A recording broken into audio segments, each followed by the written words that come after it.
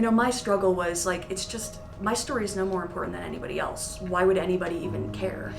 But that's when people were like, no, people care because it gives people courage to share their story and to let them know they're not alone.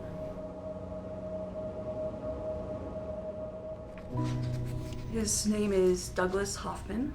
I always called him Doug. And he was 36. We were extremely close until our mid-20s.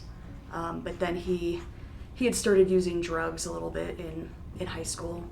And obviously with this job, we just grew apart quite a bit. Mm-hmm. But we would still, see each other holidays, and we'd text usually at least once a month. So it wasn't a complete surprise when I found out that he had killed himself, but you never really expect it.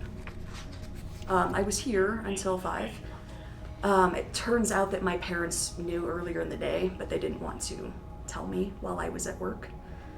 So I got home and I noticed my front door was open, which I live alone, so I was a little nervous. And then my dad appeared, and before I even got in the house, he said, Doug killed himself. And it was just complete shock. I didn't break down or anything. It was just very matter of fact, what are the details? They stayed for about an hour.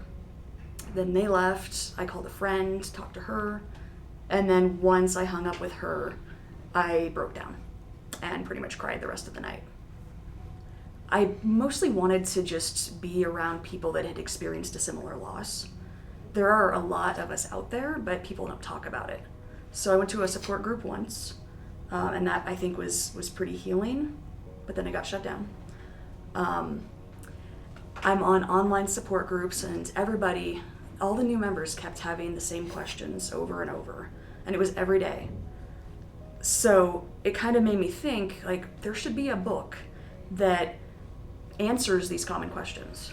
Like, should I get the police report? Should I see a medium? All these, is this feeling normal? So that just I started thinking about the idea, but I really didn't want to put my personal story out there. Yeah. But then people in my support group, they were actually encouraging me to, because there's such a shroud of silence surrounding suicide and really mental health in general. And if we don't speak about it, we're never going to change that. So that was the motivation I needed to, kind of lead the way. And if I share my story, maybe others will share their story. And maybe, we can get rid of this stigma and people will get help before it's too late. Mm-hmm. I've always loved to write, but I always figured it would be humor. Never thought it would be this book.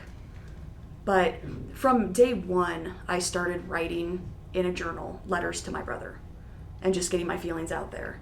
And it was very therapeutic. So I thought, if nothing else, even if this book doesn't ever see the light of day, it's going to be therapeutic for me to put everything out there. Mm-hmm.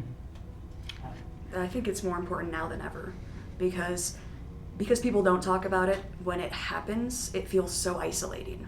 Because yes, losing someone is always going to be hard, but suicide adds so many other layers.